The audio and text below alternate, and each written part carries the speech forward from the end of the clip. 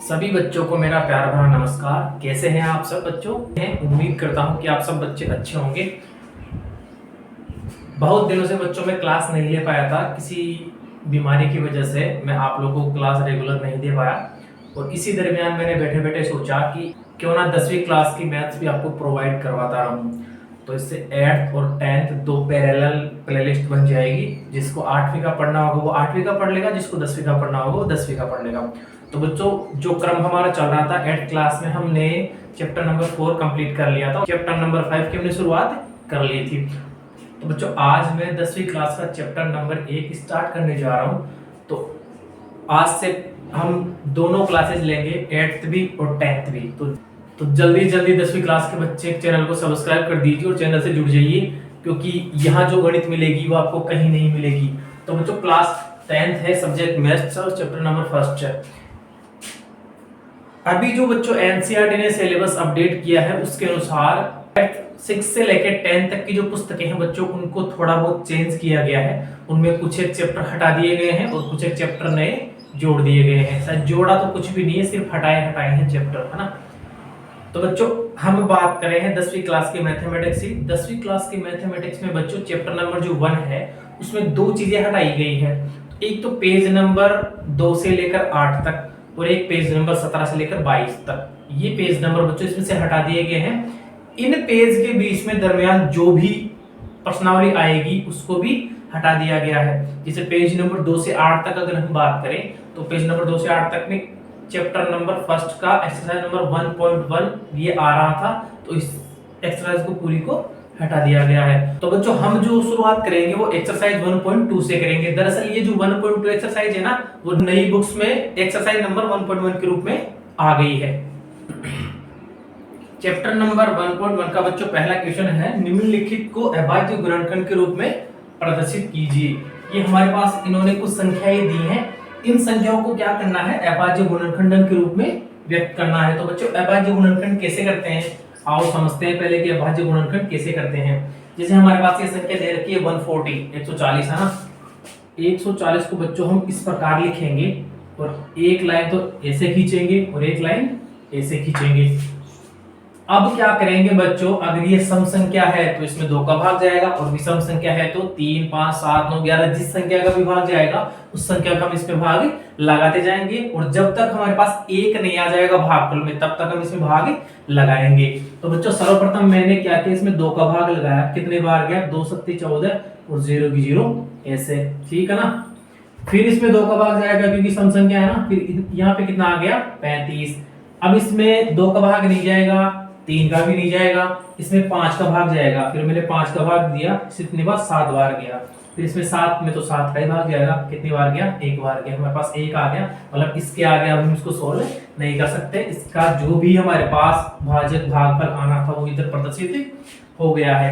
तो बच्चों, 140 हमारे पास है। इसको हम अगर अभाज्य गुणनखंड के रूप में व्यक्त करें तो जिस जिस संख्या का इसमें भाग जा रहा है उन संख्या को गुणांक के रूप में हमें लिख देते हैं। जैसे 2 गुणा 2 गुणा 5 गुणा 7, इस प्रकार 140 का अभाज्य गुणनखंड क्या होगा?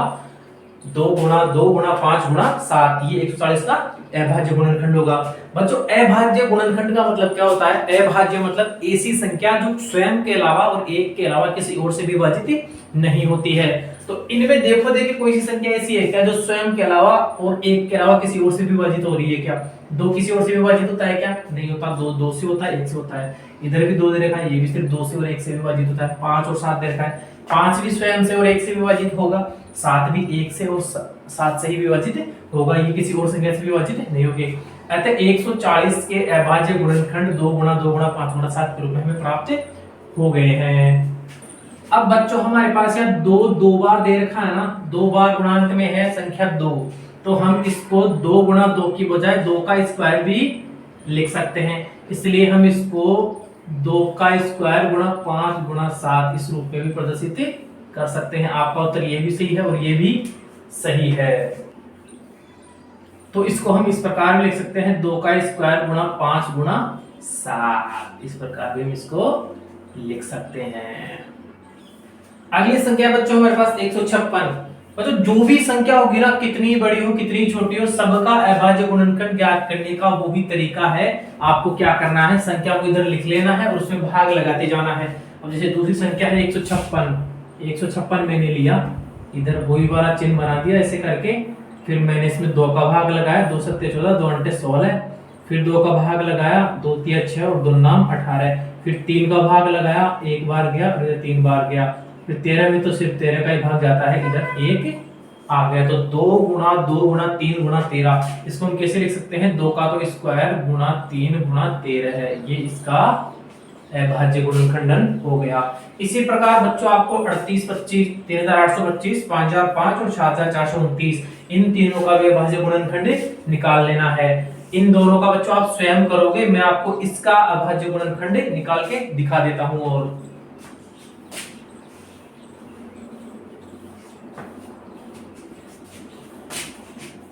7438 इसका हम अभाज्य गुणनखंड निकालेंगे। तो क्या इसमें 2 का भाग जा रहा है बच्चों, 2 का भाग नहीं जा रहा है। बच्चों इनमें जो नियम थे ना कि कौन सी संख्या में 2 का भाग जाएगा, कौन सी संख्या में 3 का भाग जाएगा, कौन सी संख्या में 4 का भाग जाएगा, 9th क्लास में बच्चों आपने वो चीजें सीखी होंगी कि जैसे 3 का भाग किस संख्या में जा सकता है, 3 का भाग उस संख्या में जा सकता है। अगर जो संख्याएं दे रखी है उन संख्याओं का योग करके 3 का भाग दे के देखेंगे ना उस योग में, अगर उस योग में 3 का भाग जा रहा है तो कंफर्म है उस संख्या में भी 3 का भाग जाएगा। जैसे इकाई का अंक सम संख्या है तो 2 का भाग जाएगा। तो 7429 इसमें बच्चों 2 का भाग तो जाएगा नहीं। तो बताओ पहले किसका भाग लगाएं, 3 का लगा के देखेंगे। इसमें देखिए 9 और 2 11, 11 और 4 15, 15 और 7 15 और 7 तो 22 होते हैं। तो 22 में तो 3 का भाग जाता ही नहीं है, इसका मतलब इसमें तो 3 का भाग तो नहीं जाएगा। 7 का भी इसमें भाग नहीं जाएगा, 11 का भी नहीं जाएगा, 13 का भी नहीं जाएगा। 17 का देके देखेंगे एक बार, देखिए इसमें 17 का भाग देके देखते हैं। 17 चौका 68, 4 बार गया, ठीक है 68 4 बार भाग गया, 74 में से 68 गया, कितना बचा,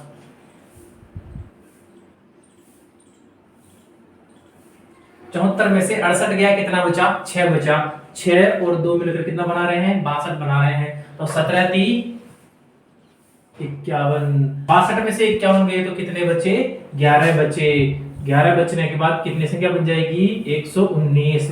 तो 17 7 की 119। और फिर इसमें भाग लगा के देखे ना, 7 और 3 10, 10 और 4 14, तो 3 का तो जाएगा नहीं, 4 का 5 का 6 का 7 का नहीं जाएगा। इसमें देखिए 19 का भाग लगा के देखते हैं। आपको ऐसे भाग लगा लगा के देखना पड़ेगा। फिर या तो आप वो नियम याद कर लो कि हाँ भाई कौन सी संख्या में किसका भाग जा सकता है, या फिर आप ऐसे भाग लगा लगा के देख लो। तो 19 का भाग लगाओ, उसमें 19 दूनी 38, 38 43 में से 38 घटाओ, देखिए कितने बचे, 5 5 और 7 मिलकर 57 हो गए। तो 19 57। अब 23 में तो सिर्फ 23 का ही भाग जाता है, यहाँ पे 1 आ गया। तो इसका 7229 इस संख्या का अभाज्य गुणनखंड क्या हो गया, 17 गुणा 19 गुणा 23, इसका अभाज्य गुणनखंड आ गया है। तो बच्चों इसी प्रकार से आपको क्वेश्चन नंबर 1 में जितने भी क्वेश्चन दे रखे हैं इस प्रारूप से आपको उनका अभाज्य गुणनखंड निकाल लेना है। ये तरीका आप सिर्फ निकाल के इसको हटा देना, बाकी आपको इसका उत्तर इसी प्रकार से लिखना है। ठीक है बच्चों, पहला क्वेश्चन कर लो। एक बच्चा बोल रहा है कि सर तीसरा और चौथा क्वेश्चन भी बता दो पहले का, तो एक बार उसकी भी समस्या सुन लेते हैं क्या समस्या आ रही है। तो तीसरा क्वेश्चन था इसका हमारे पास, पहले का तीसरा क्वेश्चन था 38 25 का हमें गुणनखंडन अभाज्य गुणनखंड करना है। तो 38 25 को हम इधर लिख लेते हैं और उसमें भाग लगाना शुरू करते हैं। तो किसका लगाएं, देखिए 3 का लगा के देखिए, क्या गिनो, 5 और 2 7, 8 7 15, 15 और 3 18, इसका मतलब 3 का भाग जाएगा क्योंकि 18 में 3 का भाग जाता है। 3 एकम 3, 3 दूनी 6 और 3 7 21 और 3 पंजे 15 है। इसमें देखिए देखो देखिए 7 और 5 12, 2 14 15, मतलब इसमें भी 3 का भाग जाएगा। 3 चौके 12, 3 दूनी 6 और 3 पंजे 15। इसी प्रकार आगे इसमें भाग लगाओ, 3 का जाएगा 5 और 2 7 और 4 11, इसमें अब 3 का भाग नहीं जाएगा। 5 इकाई का अंक है तो इसका मतलब 5 का भाग तो इसमें जाएगा ही जाएगा। 5 और 8 40 और 5 5 25, फिर 5 का भाग लगाओ, 5 एकम 5 और 5 सत्ते 35। जब इसमें किसका भाग जाएगा, इसमें से केवल 17 का भाग ही जाएगा क्योंकि ये तो एक अभाज्य संख्या है। तो 3 गुणा 3 गुणा 5 गुणा 5 गुणा 17, तो 38 25 का अभाज्य गुणनखंड क्या होगा, 3 गुणा 3 गुणा 5 गुणा 5 गुणा 17 है। 3 का स्क्वायर लिख सकते हैं, 5 का स्क्वायर लिख सकते हैं, 3 का स्क्वायर गुणा 5 का स्क्वायर गुणा 17। इस प्रकार इसको हम सोल्व कर सकते हैं। अब बच्चों इसमें एक चीज आपको और मैं बता दूं, अगर आप इनका सीरियल चेंज भी करोगे ना तो भी इसके उत्तर में कोई चेंज नहीं आएगा, इसका सॉल्यूशन में कोई चेंज नहीं होगा। मैं चाहूं तो 17 को पहले लिख सकता हूं, 5 को स्क्वायर यहां लिख सकता हूं और 3 का स्क्वायर यहां लिख सकता हूं। मैं चाहूं तो 5 का स्क्वायर पहले लिख सकता हूं, 17 बीच में लिख सकता हूं, 3 का स्क्वायर बाद में लिख सकता हूं। इससे इसके उत्तर में कोई चेंजेस नहीं आने वाला है, इसका उत्तर सेम एज इट इज जो पहले आया था वही रहेगा। ठीक है बच्चों, उतार लो तीसरा, पहले का तीसरा था ये, पहले का चौथा है हमारे पास 5005। इसका हमें अभाज्य गुणनखंड करना है। चलो रे साइड में ले चलो रे इसको, इसकी बगली भरते हैं अभी, साइड में ले चलो रे इसको, अभी इसका धुआं निकाल देते हैं। इकाई एकांक 5 है, ठीक है, तो इसका मतलब 5 का तो भाग जाना ही है। एक बार गया 0 0 ऐसे आगे, एक बार इधर गया, ठीक है। अब किसका भाग जाएगा, समस्या खड़ी हो गई। ये तो 3 का भाग तो जाएगा नहीं क्योंकि अंकों का योग तो 2 ही हो रहा है। 4 का 5 का जाएगा क्यों, 5 का तो नहीं जाएगा क्योंकि इकाई एकांक 5 है ही नहीं। 7 का भाग जाएगा क्या, 7 का भाग जाएगा किसमें, चलो देख के देखते हैं एक बार। 7 एकम 7, कितना शेष रहा, 3 3 और 0 मिलके 30 बनाते हैं, तो 7 चौके 28 28, 30 में से 28 गए, 2 बचे, 2 और 1 मिलकर 21 बनाते हैं, तो 7 तिया 21। अरे वाह, ये तो अपना काम बन गया। अब 7 का भाग जाएगा कि इसमें, 7 का नहीं जाएगा, 3 का भी नहीं जाएगा सर, तो क्या करें इसमें, 9 का भाग 9 का भी नहीं जाएगा, 11 का लगा के देखते हैं। 11 एकम 11 है, 3 शेष पर रहा, तो 11 तिया 33। फिर 13 का भाग जाएगा, एक बार गया और अपना सवाल खत्म। तो 5005 का अभाज्य गुणनखंड होगा 5 गुणा 7 गुणा 11 गुणा 13 है। इस प्रकार हम पहले क्वेश्चन के जो 5 भाग दे रखे थे, हमने पांचों भाग सोल्व कर लिए हैं। ये भी उतारो बच्चों। अब हम HCF और LCM इन दोनों के मध्य जो अंतर है उसको देखेंगे कि इन दोनों के मध्य क्या अंतर है, कि इस वजह से HCF और LCM अलग अलग है। HCF का बच्चों हिंदी शब्दार्थ है महत्तम समापवर्त्य, LCM का हिंदी शब्दार्थ है लघुत्तम समापवर्त्य। तो बच्चों इसमें हमें ध्यान से देखना है एक चीज, कि संख्याओं में प्रत्येक उभयनिष्ठ अभाज्य गुणनखंडों की सबसे छोटी घात का गुणनफल वो तो क्या होता है, HCF होता है। हमें संख्याएं दे रखी होंगी 2 3 4 5 जितनी भी संख्याओं में प्रत्येक उभयनिष्ठ अभाज्य जो संख्याएं हमें दे रखी होगी ना, हमें उनका क्या करना होगा, अलग अलग क्या निकालना होगा, अभाज्य गुणनखंड निकालना होगा। अभाज्य गुणनखंड निकालने के बाद हम उसमें क्या देखेंगे, उभयनिष्ठ अभाज्य गुणनखंड देखेंगे। उभयनिष्ठ अभाज्य गुणनखंडों की सबसे छोटी घात का जो गुणनफल होगा ना, सबसे छोटी जो घात होगी उसका जो गुणनफल होगा वो ही क्या होगा, महत्तम समापवर्त्य होगा। और अगर हम LCM की बात करें तो LCM में संख्याओं में संबद्ध प्रत्येक अभाज्य गुणनखंड की सबसे बड़ी घात का गुणनफल, यानी जो हमें संख्याएं दे रखी होंगी उनको हम एक साथ लिख के और उनका हम LCM निकालेंगे अभाज्य गुणनखंड विधि से। तो संख्याओं में जो संबद्ध प्रत्येक अभाज्य गुणनखंड, जो संख्याओं में प्रत्येक अभाज्य गुणनखंड होगा, तो अभाज्य गुणनखंड की सबसे बड़ी घात का जो गुणनफल होगा, अभाज्य गुणनखंड में जो सबसे बड़ी घात आएगी ना, जैसे घात 2 घात 3 घात 4, जैसे इसमें से बड़ी घात कौन सी घात है 4, तो सबसे बड़ी घात का गुणनफल जो होगा वो क्या होगा, LCM होगा। अब बच्चों हम इनको उदाहरण के थ्रू समझते हैं। क्वेश्चन नंबर 2 में बच्चों हमें दे रखा है कि इसमें जो भी, क्वेश्चन नंबर 2 का बच्चों पहला पार्ट है 26 और 91। 26 और 91 ये हमें दो संख्याएं दे रखी हैं। इन दोनों संख्याओं का हमें LCM और HCF ज्ञात करना है, ठीक है। तो LCM और HCF दोनों हम ज्ञात करते हैं। LCM तो बच्चों कैसे ज्ञात करते हैं, LCM के लिए हम दोनों संख्याओं को एक ही कमरे में बंद कर देते हैं। जैसे ये हमने कमरा बना लिया, दोनों संख्याओं को एक साथ ही बंद कर दिया है। अब बच्चों इसमें क्या किया जाता है एलसीएम निकालने में, किसी भी संख्या में अगर हम छोटे अंकों से शुरुआत करेंगे और छोटे अंकों से, यानी कहने का मतलब आरोही क्रम में हम अंक उठाते रहेंगे। पहले 1 उठाएंगे, फिर 2, फिर 3, फिर 4, फिर 5, इस क्रम में हम अंक उठाते रहेंगे। जिस अंक का इसमें से किसी भी संख्या में भाग जा रहा होगा उसमें भाग लगाते जाएंगे, आगे सोल्व करते जाएंगे। तो सबसे पहले यहाँ सम संख्या है, यहाँ विषम संख्या है, तो हम यहाँ 2 का भाग इसमें लगाएंगे। इसमें तो 13 बार चला गया, लेकिन 91 में हम भाग नहीं देंगे, 91 में भाग जाता ही नहीं है, तो इसको हम एजीटी जैसे कैसे रख लेंगे। ठीक है, अब दोबारा हम क्या करते हैं, 2 के बाद में हम 3 उठा के देखते हैं। 3 का भाग इन दोनों में से किसी में नहीं जा रहा, 4 का भी नहीं जाएगा, 5 का भी नहीं जाएगा, 6 का भी नहीं जाएगा। 7 का भाग अगर हम लगा के देखें तो 7 का भाग लगाऊं तो 13 में तो 7 का भाग नहीं जाएगा, लेकिन 91 में 7 का भाग चला जाएगा। कितनी बार? 13 बार। ठीक है, अब हम इन दोनों संख्याओं में 13 से भाग लगा देंगे, इधर भी 1 और इधर भी 1। तो हम जिन संख्या का हमने भाग लगाया है वो हमारे लिए यहाँ पे क्या हो जाएगी, अभाज्य गुणनखंड हो जाएगी। तो 2 गुणा 7 गुणा 13, 26 और 91 का एलसीएम अगर हम प्राप्त करें तो 2 गुणा 7 गुणा 13 में प्राप्त हो जाएगा। 13 सत्ते 91 और 91 दूनी 2 1 कम 2 2 9 18, 182 इसका क्या आ जाएगा, एलसीएम आ जाएगा। संख्याओं में संबद्ध प्रत्येक अभाज्य गुणनखंड की जो सबसे बड़ी घात होगी वो क्या होगी, एलसीएम होगी। 2 की सबसे बड़ी घात यहाँ पे 1 है, यहाँ पे भी 1 और यहाँ पे भी 1 है, इसलिए हमने तीनों को गुणा करके और 182 का एलसीएम निकाल लिया है।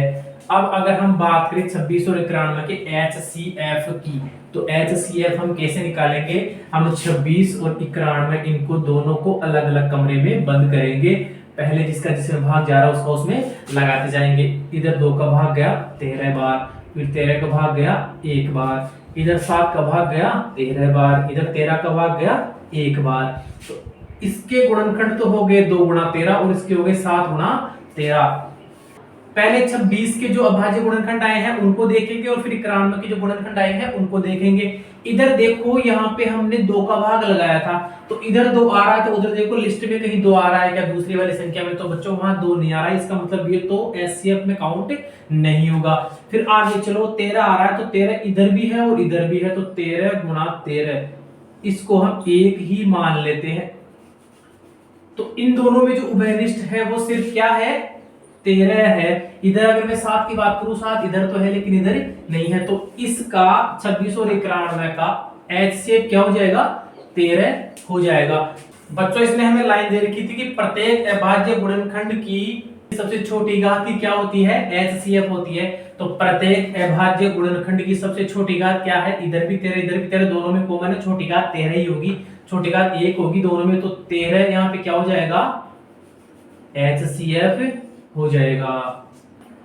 तो बच्चों 26 और 91 का एलसीएम तो हमारे पास आया 182 और एचसीएफ हमारे पास आया 13। अब इस सवाल में हमने आगे दे रखा था कि एलसीएम और एचसीएफ दोनों को गुणा करके भी मान निकालना है, तो हम 182 को 13 से गुणा कर देंगे और यहाँ पे मान लिख देंगे 13 दूनी 26 का 6 हासिल 2, 13 घंटे 104, 104 और 2 106 हासिल कितनी बची 10, 13 एकम 13 और 10 से 23, तो 23 66 एलसीएम का गुणनफल आ जाएगा। ठीक है बच्चों, दूसरे क्वेश्चन का पहला उतार लो। तो बच्चों क्वेश्चन नंबर 2 का, तो क्वेश्चन नंबर 2 में 2 दे रखा है 510 और 92, इन दोनों का हमें एलसीएम और एचसीएफ ज्ञात करना है। एचसीएफ और एलसीएम ये दोनों चीजें हमें इसकी ज्ञात करनी है, तो आओ ज्ञात करते हैं। एलसीएम लेने के लिए तो बच्चों क्या करते हैं, 2 संख्या हो चाहे से 3 हो चाहे से 4 हो चाहे से 5 संख्या हो, उन सारी संख्याओं को एक साथ एक ही कमरे में बंद कर देते हैं। 510 और 92 इन दोनों को हम एक साथ लिखेंगे। जिस हिसाब से जिसमें भाग जाता जाएगा उसका भाग हम देते जाएंगे और संख्या को सोल्व करते जाएंगे। सबसे पहले हम इसमें 2 का भाग देते हैं क्योंकि यहाँ भी सम संख्या यहाँ भी सम संख्या दोनों में चला जाएगा। 2 दूनी 4, 2 पंजे 10 और 2 पंजे 10, इधर 92 है, 2 चौके 8 और 2 छक्के 12।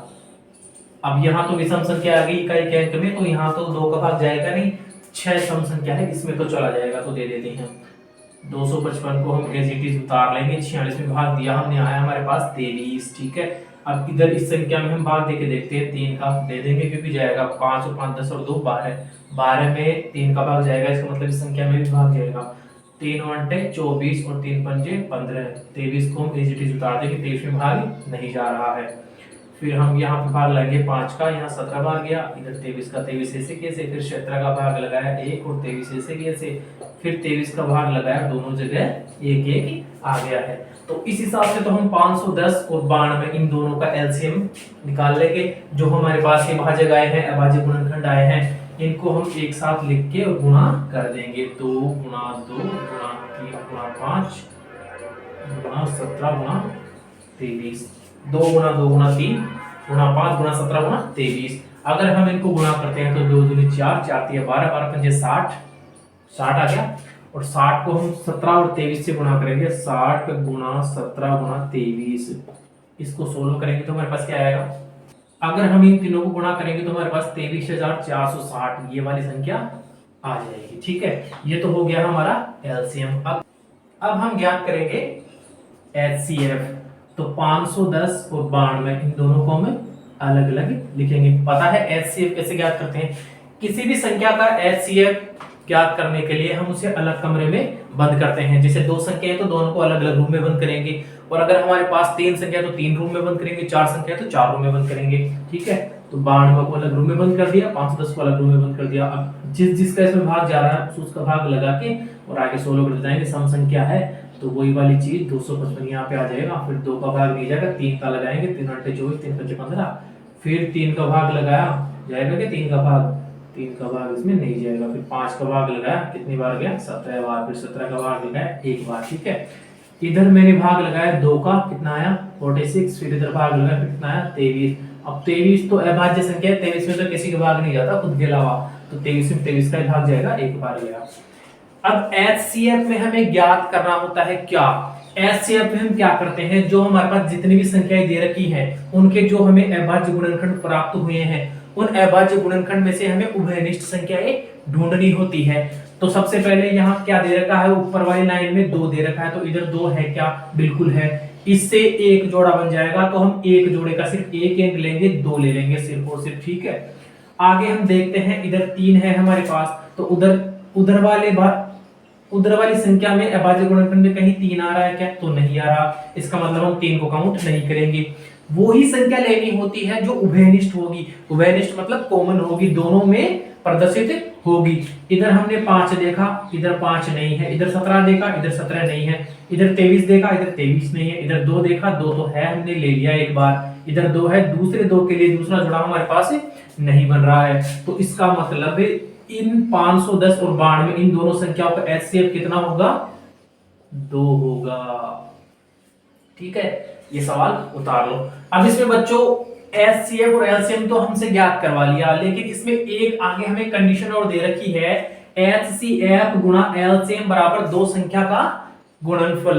कहने का मतलब यह है, जब भी हमारे पास 2 संख्याएं होंगी, अगर हम उनका एलसीएम और एचसीएफ निकालेंगे तो उससे हमारे पास एक नियम और बन जाएगा। वो क्या नियम है, अगर हम 510 और 92 का एचसीएफ और एलसीएफ इन दोनों को गुणा करेंगे तो इन दोनों संख्याओं के गुणनफल के बराबर हमें प्राप्त होगा। आओ करके देखते हैं कैसे होगा। बच्चों मैंने देखा कि 510 और 92 का एलसीएम तो कितना आया 23,460, ये हमारे पास सूत्र है। एचसीएफ कितना आया 2, तो 2 एचसीएफ आया इन संख्याओं का, और एलसीएम कितना आया 23,460, और बराबर में 2 संख्याओं का गुणनफल, दोनों संख्याएं कौन सी है 510 और 92, जो संख्याएं हमें दे रखी है। अगर हम इनको सोल्व करेंगे और इन दोनों का मान बराबर बराबर आता है तो हमारा एलसीएम और एचसीएफ दोनों क्या है, बिल्कुल करेक्ट है। तो 2 को 23,460 से गुणा करता हूं तो कितने आएंगे, 0 का 0, 2 6 12, 2 6 8 है, और 9 2 3 6 और 2 दूनी 4, 46,920 इधर तो आ गया। क्या उधर भी 46,920 ही आ रहा है? तो अगर हम इनको गुणा करेंगे ना तो 46,920 ही आएगा। अतः हम कह सकते हैं कि एचसीएफ गुणा एलसीएम बराबर 2 संख्या का गुणनफल। इस सूत्र को ये प्रश्न बिल्कुल सही साबित कर रहा है, अतः हमारा एलसीएम और एचसीएफ दोनों सही है, उतार लो।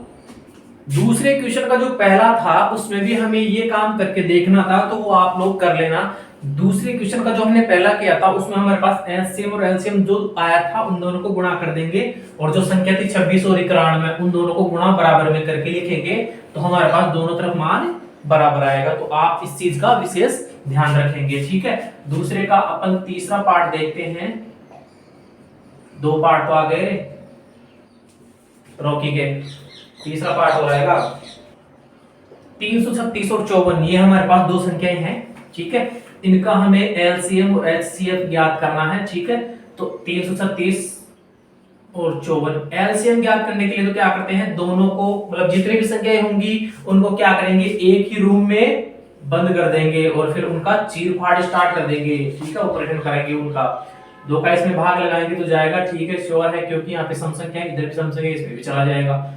2 एकम 2, 2 छक्के 12, 2 अट्ठे 16, इधर आ गया 27, फिर हमने 2 का भाग लगाया 168 में, तो 2 अट्ठे 16 और 2 चौके 8, 27 हम एजिटिव उतार देंगे, इसमें नहीं जाएगा। फिर हमने 2 का भाग लगाया, इधर कितना आया, 2 चौके 8 और 2 दूनी 4, फिर इधर आया 27,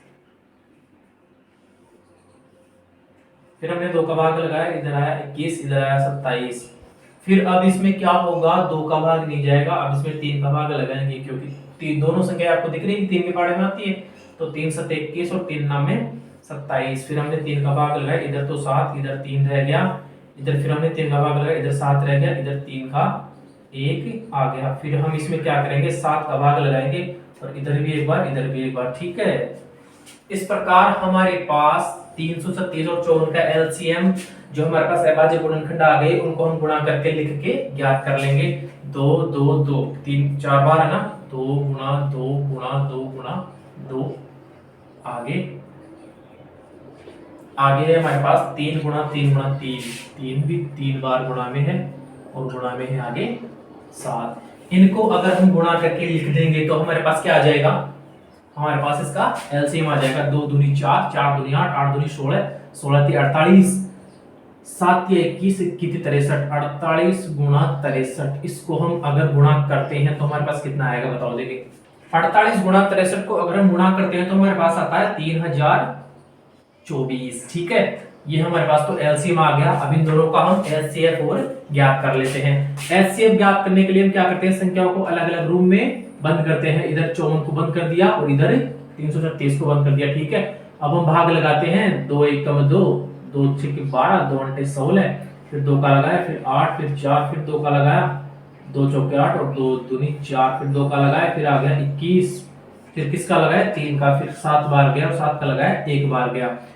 ये प्रैक्टिस जब आप कर लोगे ना, अधिक ज्यादा प्रैक्टिस करोगे ना इन सवालों की, तो आपकी उंगलियों पे चलेंगे ये सवाल। जैसे जल्दी जल्दी हो रहे हैं ना, मैं भाग दे रहा हूँ बिना सोचे समझे कि इसका जाएगा इसका जाएगा, तो ये चीज आप में भी आ जाएगी, लेकिन आपको इसके लिए प्रैक्टिस करनी पड़ेगी। फिर मैंने 2 का भाग लगाया, कितना आया 27, फिर मैंने 3 का भाग लगाया, कितनी बार गया 9 बार, फिर 3 का लगाया 3 बार गया और फिर 3 का लगाया 1 बार गया, ठीक है। तो इस प्रकार हमारे पास अभाज्य गुणनखंड प्राप्त हो गए हैं। अब एचसीएफ ज्ञात करने के लिए हम क्या करते थे, हम देखते थे जितने हमारे पास संख्याएं हैं उनमें हमने जो भाजक लिए हैं उनमें जो कॉमन भाजक होगा उसको हम एक साइड में कर लेंगे। जैसे इधर हमारे पास 2 है, तो क्या उस वाले में भी 2 है, तो बिल्कुल सर 1 2 हमें इधर मिल गया, तो 2 और 2 दोनों मिलकर हमारे पास एक जोड़ा बना लेंगे, तो हम इस एक जोड़े का सिर्फ एक ही अंक लेंगे, ठीक है।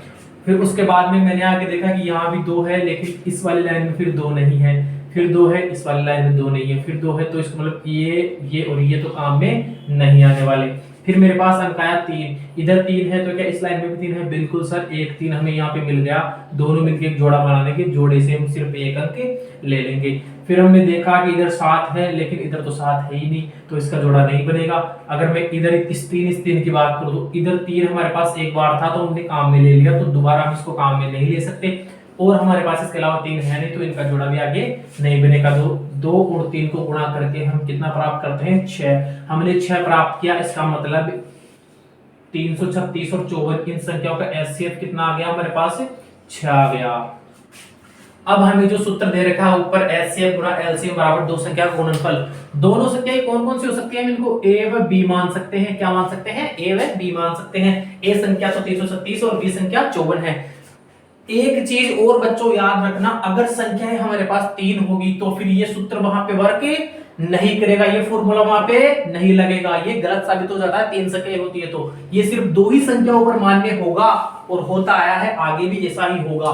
ठीक है, तो एचसीएफ गुणा एलसीएम बराबर 2 संख्या माना ए और बी का गुणनफल। तो हम यहां करके देखते हैं। एचसीएफ तो कितना है हमारे पास 6, ठीक है। एलसीएम कितना है हमारे पास 3024 और बराबर में हम गुणा करते हैं 336 गुणा 54, इन दोनों संख्याओं का गुणा ही तो करना है।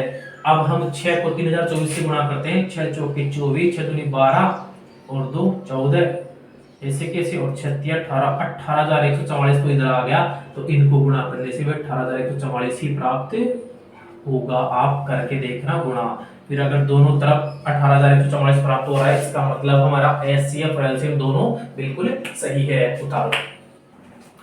तो बच्चों क्वेश्चन नंबर 3 में हमें दे रखा है कि अभाज्य गुणनखंड विधि द्वारा एलसीएम व एचसीएफ का मान ज्ञात कीजिए।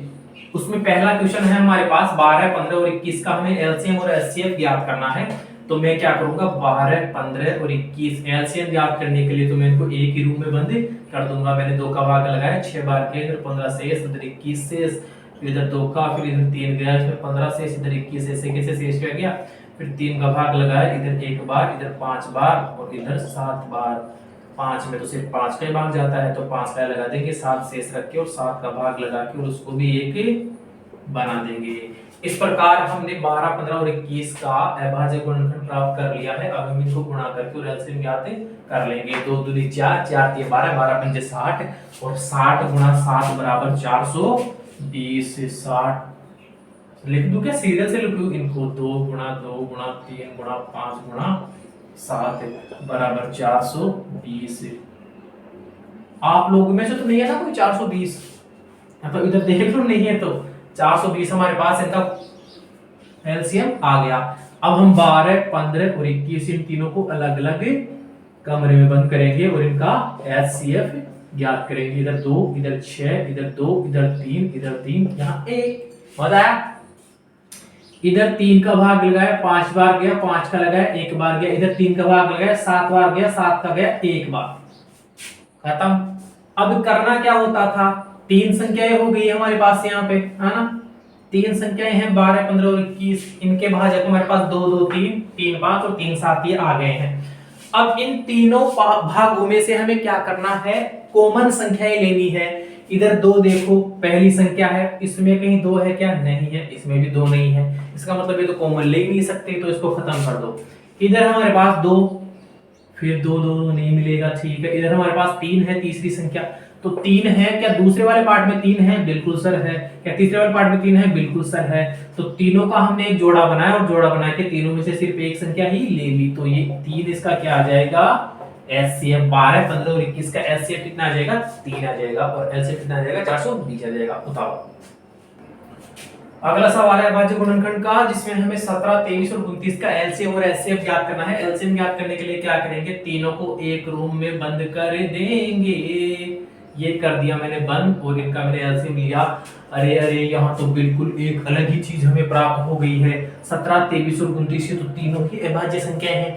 इनमें तो खुद के अलावा और एक के अलावा किसी का भाग ही नहीं जाता है, तो क्या करना पड़ेगा, यही संख्या लेनी पड़ेगी बारी बारी से और तीनों का भाग अलग अलग तरीके से लगाना पड़ेगा। पहले 17 का भाग लगाया, 1 बार गया, 23 ऐसे कैसे, 29 ऐसे कैसे, फिर 23 का भाग लगाया, फिर 1 ऐसे, 23 की जगह 1 आ गया और 29 ऐसे कैसे, फिर 29 का भाग लगाया, फिर 1 1 1 तीनों जगह 1 आ गया, मामला खत्म हो गया।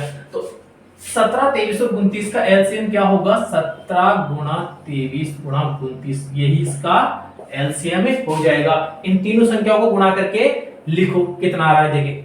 अगर हम इन तीनों संख्याओं को गुणा करते हैं तो हमारे पास प्राप्त होगा 11339, ठीक है, ये हमारे पास से प्राप्त हो जाएगा।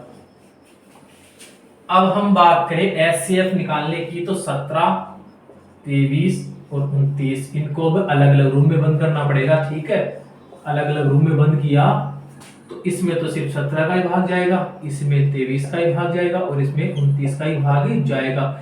यहां हमने देखा कि तीनों जो संख्याएं थी हमारे पास, उनमें हमें कॉमन भाजक तो कोई प्राप्त हो ही नहीं रहा है, तो हम क्या करेंगे, जहां पे अगर हमें कोई भी उभयनिष्ठ, कोई भी कॉमन भाजक, कोई भी कॉमन गुणनखंड प्राप्त नहीं होता है, तो उन संख्याओं का कुल मिलाकर HCF कितना हो जाएगा, 1 हो जाएगा।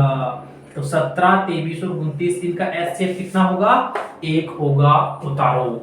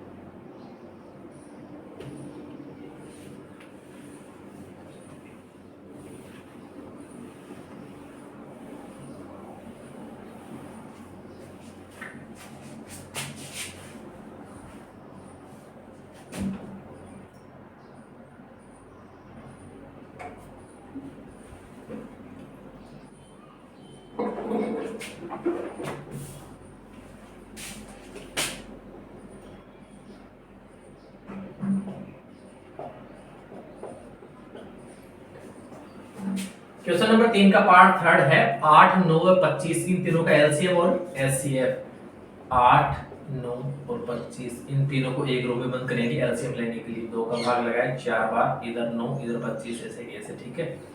फिर 2 का भाग लगाया 2 बार, 9 ऐसे की ऐसे और 25 भी ऐसे की ऐसे। फिर 2 का भाग लगाया 1 आ गया, 9 ऐसे कैसे, 25 ऐसे कैसे। आगे वर्क करेंगे। 3 का भाग लगाया 3 तिया 9, 25 ऐसे की ऐसे। फिर 3 तिया नहीं, 3 एकम 3। फिर 25 पे 5 का भाग लगाया 5 बार और इस 5 का फिर भाग लगाया 1 बार, ठीक है। ओके, ऐसे होगा ना।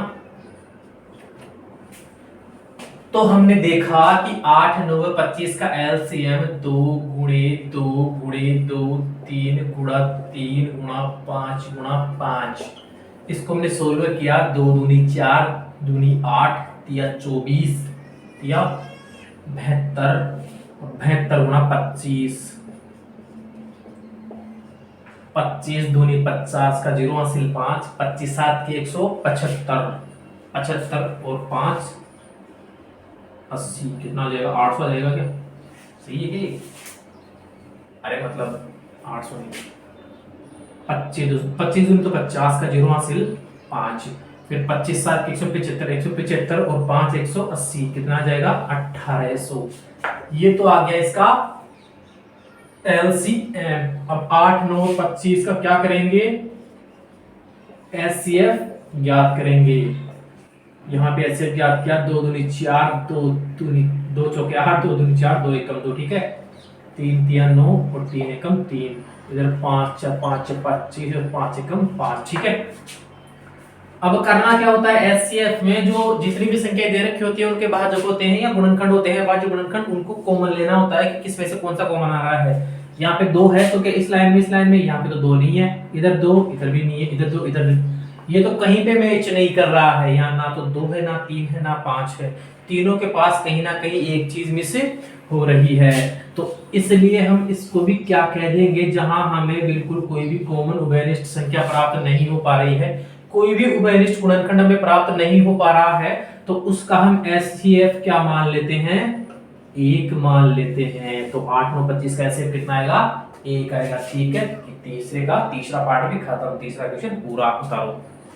अगला क्वेश्चन है बच्चों क्वेश्चन नंबर 4। क्वेश्चन नंबर 4 में हमें दे रखा है HCF 306 और 657 का कितना HCF आ रहा है, 9 आ रहा है, और LCM 306 657 का हमें ज्ञात करना है। कहने का मतलब 306 और 657 ये हमारे पास दो संख्याएं हैं, 306 को A मान लेते हैं, 657 को B मान लेते हैं। हमने जो भी पहले सूत्र देखा था उस सूत्र में ये था कि HCF A, B गुणा LCM A, B बराबर A गुणा B। ये हमने अभी सूत्र देखा था दूसरे नंबर के क्वेश्चन में। इस सूत्र में हमें, अब मैं आपको समझाता हूँ इस सूत्र में दरअसल है क्या। HCF यानी कि महत्तम समापवर्ती ज्ञात करना है, HCF ज्ञात करना है। कौन सी संख्या होगा, A और B का। A 306 है और B हमारे पास 657 है। फिर हमें गुणा का चिन्ह दे रखा है। फिर हमें एलसीएम ज्ञात करना है A और B का। A 306 है, B 657 है। एलसीएफ और एलसीएम इन दोनों को अगर हम गुणा कर देंगे, इन संख्याओं की कोई सी भी संख्या ले लो आप, दो संख्याएं कोई सी भी, उनका एचसीएफ और एलसीएम उसको हम गुणा कर देंगे तो वो किसके बराबर आएगा, उन संख्याओं के गुणनफल के बराबर आएगा। यानी 306 और 657 इन दोनों को गुणा करके लिख देंगे तो वो खुद के एलसीएम और एचसीएफ के बराबर आ जाएगा। तो बच्चों ये सूत्र हमें दे रखा है, हमें एचसीएफ तो दे दिया, नो एलसीएम हमें ज्ञात करना है और दोनों संख्याएं हमें दे रखी है। तो क्या आज हम बिना गुणनखंड, बिना अभाज्य गुणनखंड किए यहाँ पे इस एलसीएम, यहाँ पे इन संख्याओं के एलसीएम ज्ञात कर सकते हैं क्या? चलो आओ सूत्र में मान रखते हैं और ज्ञात करके देखते हैं आता है या नहीं आता है। चलो एचसीएफ AB, एचसीएफ तो कितना आया हमारे पास, 9 आया, ठीक है सर, आगे गुणा का चिन्ह है। एलसीएम अभी हमें पता नहीं है। इधर हमारे पास संख्याएं थी A गुणा B, यानी 306 गुणे 657। तो बच्चों मैंने क्या किया है, यहाँ सूत्र में मान रखा है एचसीएफ हमारे पास 9 था, एलसीएम हमारे पास ज्ञात करना है, तो एचसीएफ की जगह मान रख दिया 9, एलसीएम हमें इसका निकालना है और आगे हमें संख्याओं का गुणा करके लिखना था A गुणा B, 306 गुणा 657। तो ठीक है, एलसीएम को हम इधर ऐसे कैसे रख लेंगे, 306 गुणे 657, इधर 9 गुणांक में लगा हुआ था, पक्षांतरण करके उधर ले जाएंगे तो वो भाग में लग जाएगा जाके। अब चलो सोल्व करो इसको, 9 को और 657 इसको काटते हैं, 9 सत्ते 63, ठीक है, 7 बार भाग गया ना, 63 आ गया, 65 में से 63 गया, 2 बचा, 2 और 7 मिलके 27 बना रहे हैं, तो 9 3 27। तो हमें सीधा सीधा क्या करना है, 306 गुणे 73, 306 गुणे 73 इसका हमें मान ज्ञात करना है। तो हमारे पास किसका मान आ जाएगा, एलसीएम का मान आ जाएगा, 3 छक्के 18 और 3 तिये 9, 7 छक्के 42 और 7 तिया 21, 8 3 13 22। तो हम देखते हैं एलसीएम 306 और 57, इसका एलसीएम हमारे पास कितना आ जाएगा, 22,338। उतार लो। अगला क्वेश्चन बच्चों हमें दे रखा है क्वेश्चन नंबर 5, किसी प्राकृत संख्या n के लिए संख्या 6 की पावर n अंक 0 पर समाप्त हो सकती है क्या? हमें ये पूछना चाह रहा है, जांच करवा रहा है इस चीज की। तो बच्चों हम पहले सर्वप्रथम क्या करते हैं, हमें दे रखा है 6 की पावर n और अंक किस पे समाप्त करवा रहा है, 0 पर। तो सबसे पहले हम क्या करेंगे, ये जो हमें 6 दे रखा है ना अंक, इसका हम क्या करेंगे, अभाज्य गुणनखंड करेंगे। तो 6 का हमने अभाज्य गुणनखंड किया, इधर 3 आ गया, इधर 1 आ गया, यानी कि 2 गुणा 3 की पावर n, 2 गुणा 3 की पावर n। अगर हम इसको सोल्व करें तो हमारे पास इकाई का अंक क्या प्राप्त होना चाहिए, 0 प्राप्त होना चाहिए, इकाई अंक 0 प्राप्त होना चाहिए।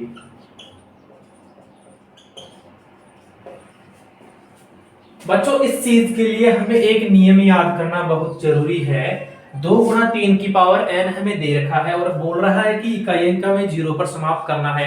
तो 2 गुणा 3, इसको मैं गुणा करूंगा तो इसका तो इकाई अंक 6 आ रहा है। तो क्या ये कभी 0 पे समाप्त हो सकता है? ये कभी भी 0 पे समाप्त नहीं हो सकता। इसके लिए क्या नियम लगता है? इसके लिए नियम ये लगता है, अगर किसी संख्या के गुणनखंड में, अगर किसी संख्या के गुणनखंड में अभाज्य संख्याएं 2 और 5, 2 और 5 किसी भी संख्या के गुणनखंड में हमें प्राप्त हो रही है।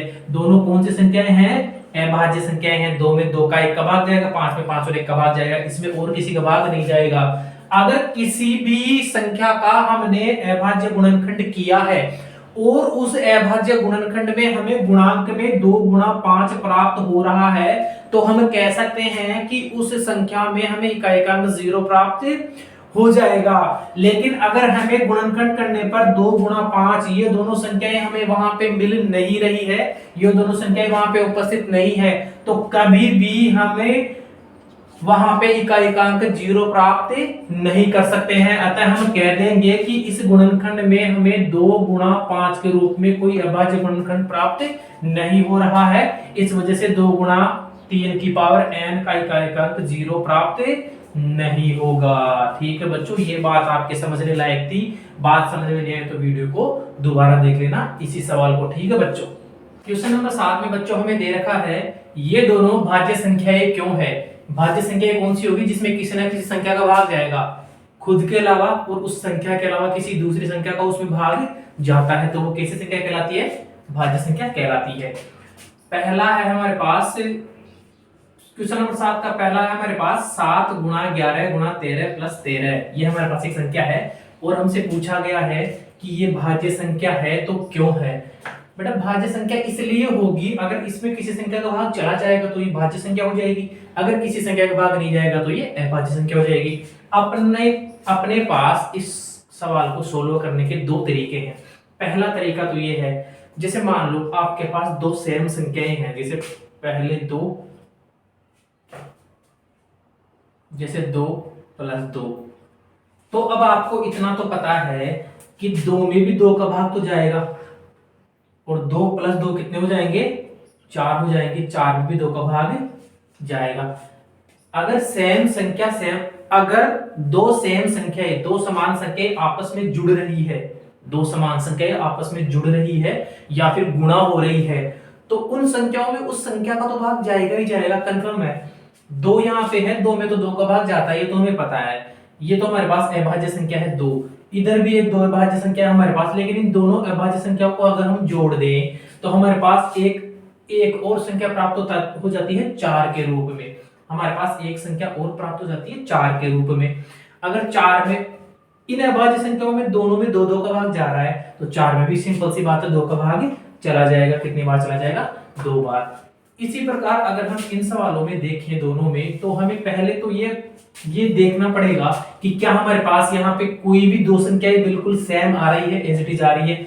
तो यहाँ पे देखो, यहाँ पे 13 है और फिर प्लस लगा कि यहाँ पे भी 13 दे रखा है, तो ये देखने से हमें पता लग रहा है कि अगर 13 और 13 इन दोनों को मान लो एक बार के लिए गुणा का चिन्ह नहीं है, यहाँ पे 13 और 13 दोनों कितने हो जाएंगे? 26 हो जाएंगे।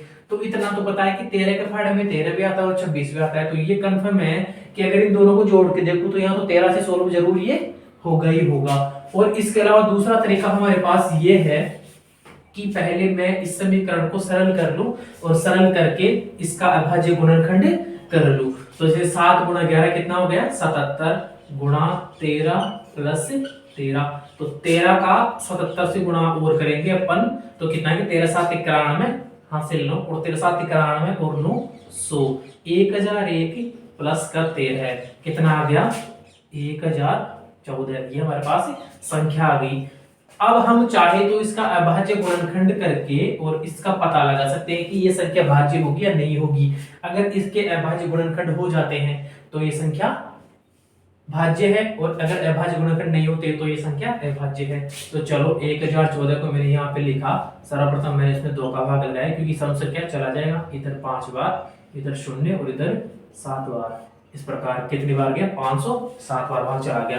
अब इसमें अगर हम भाग दे के देखें तो जैसे 3 का मैं इसमें भाग दूं तो 3 एकम 3, 2 बचे, 2 और 0 मिलकर 20 हो गया, तो 3 छक्के 18, फिर 2 बचे तो 3 9 में 27। इस प्रकार इसमें 2 का और 3 का, और जरूरत पड़ेगी तो आगे भी इसमें भाग चला जाएगा। तो हम ये कह सकते हैं कि 1014 ये हमें सरल करने से जो संख्या प्राप्त हुई है उसमें 2 का भी भाग जा रहा है, 3 का भी भाग जा रहा है, अतः ये संख्या कौन सी संख्या है? भाज्य संख्या है। इस संख्या को हम भाज्य संख्या बता देंगे। इसी प्रकार हमारे पास ये दूसरा सवाल है, इसमें भी हमें दे रखा है 7 गुना 6 गुना 5 गुना 4 गुना 3 गुना 2 गुना 1 प्लस 5। इधर बच्चों हम कॉमन लेके भी कर सकते थे और इधर भी हम कॉमन लेके भी कर सकते थे। मैंने आपको सीधा गुणा करके बताया, कॉमन लेके करके गुणा नहीं बताया है। जैसे इसमें हम कॉमन लेके कर लेते हैं, जैसे ये पूरा एक क्या है, पद है, इसके बाद में प्लस का चिन्ह लगा हुआ है और फिर ये एक पद है, ठीक है। तो यहां जैसे इस पद में 5 है, इस पद में 5 है, दोनों संख्या दोनों जगह एक एक संख्या कॉमन है। तो एक काम करते हैं, इस 5 को यहाँ पे बाहर निकाल लेते हैं। अंदर क्या बचा, 7 गुना 6 गुना 4 गुना 3 गुना 2 गुना 1 और इधर प्लस का 1। क्यों? क्योंकि 5 में 5 का भाग लगाने से एक बार भाग जाएगा, तो एक तो यहाँ लिख लिया, 5 को हम बाहर ले आए। अब जैसे 7 गुना 6 गुना 4 गुना 3 गुना 2 गुना 1 गुणा करो, 7 6 42, इधर तो आ गया 42 और गुणा में 2 3 6 6 चौके 24 और प्लस का 1, ठीक है। 42 और 24 को गुणा करो, इसको गुणा करने से प्राप्त हुआ हमें 1008 प्लस इधर 1, ऐसे कैसे रख देंगे, फिर 5 और इधर 1008 को इसमें जोड़ा तो कितना आ गया, 1009। अब अगर हम इसको गुणा करेंगे तो इधर आएगा 9 पंजे 45 0 और 5 एकम 5, 5045 हमारे पास आ गया। इसका अभाज्य गुणनखंड करें 5045 का, तो जैसे 5045 हमारे पास संख्या है, मैंने इसका अभाज्य गुणनखंड करने की कोशिश की। सर्वप्रथम मैंने इसमें किसका भाग लगा दिया, जिसमें मान लो 5 का भाग लगा दिया, तो जा रहा है क्या 5 का भाग, इसमें पूरी बार जा रहा है। आप यहाँ से भी तो समझ सकते थे कि यहाँ पे 5 है, इस 5 को मैं कैसे हटा सकता हूँ, नीचे 5 का भाग देकर हटा सकता हूँ। तो वही काम यहाँ पे कर दिया मैंने, 5 का भाग लगाने पर क्या हुआ, 1009 में प्राप्त हो गया। अब हमें इसको आगे सोल्व करना चाहिए तो आगे भी सोल्व करने के, लेकिन हमारा काम तो यही पूरा हो गया। हमें तो सिर्फ इसने यही पूछा था कि ये दोनों भाज्य संख्याएं क्यों हैं। भाज्य संख्याएं इस वजह से है क्योंकि इन दोनों में किसी न किसी संख्या का भाग जा रहा है। आप चाहो तो इसको पूरा गुणा करके और फिर जोड़ करके फिर भी आप इसका अभाज्य गुणनखंड कर सकते हो, ठीक है बच्चों। ये दोनों सवाल उतार लो। चैप्टर नंबर 1.1 का हमारे पास अब अंतिम क्वेश्चन आ गया है, क्वेश्चन नंबर 8। क्वेश्चन नंबर 8 में बच्चों हमें दे रखा है कि एक मैदान है खेल का, ठीक है। हाँ, ये मान के चलो जैसे ये एक खेल का मैदान है, ऐसे इस खेल के मैदान के चारों ओर एक वृत्ताकार पथ बना हुआ है, इस प्रकार से। इस खेल के मैदान के चारों ओर एक वृत्ताकार पथ बना हुआ है। हमें इसका परिमाप पता नहीं है, ना तो खेल के मैदान का परिमाप पता है, ना ही हमें वृत्त का परिमाप पता है। हमें सिर्फ इतना दिया गया है कि एक खेल का मैदान है, ये तो मैदान है, और ये वृत्ताकार पथ है। ये खेल का मैदान है, ये वृत्ताकार पथ है, ठीक है। बात को ध्यान से समझना।